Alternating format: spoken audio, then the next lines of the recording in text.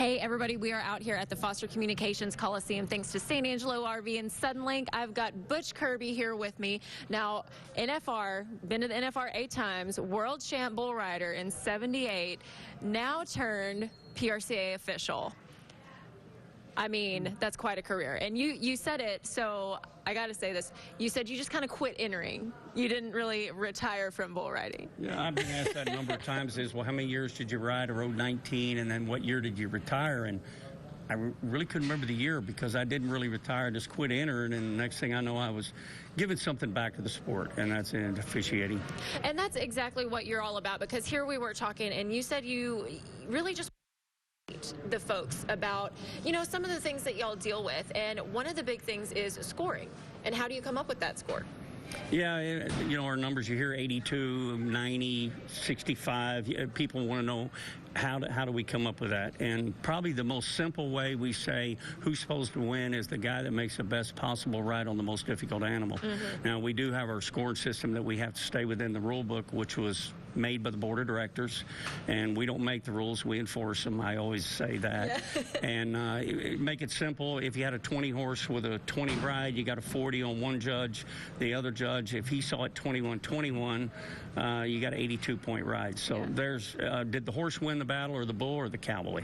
Yeah, and there's a lot of battles going on there, you know, but really it's between the animal and the cowboy there. Yeah, and when they have, say, the bucking horse or bucking bull of the year, most cowboys are basically, you're hoping they can survive and keep control because you know the animal is going to be outstanding.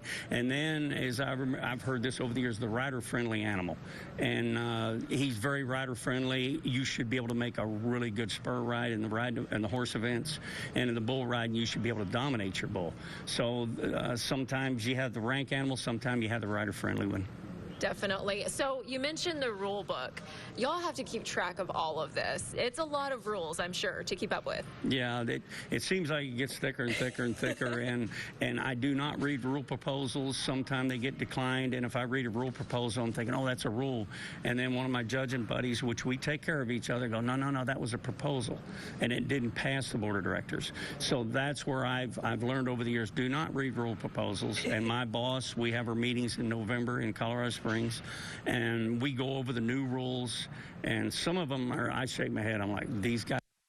And when we do enforce it, sometimes the fans don't know about the new rule, and it's up to us to enforce what the board of directors give us. Definitely. So if there was maybe one or two things that you would want the fans to know about your job that maybe they don't realize or they don't understand, what would that be? Probably, and I hear this from cowboys too, is when we make mistakes, you know, we don't get penalized. I do. When I go back to the room, I beat myself up. Maybe not financially, we don't, but the contestants maybe compete once in one event, or maybe they're in 2 events.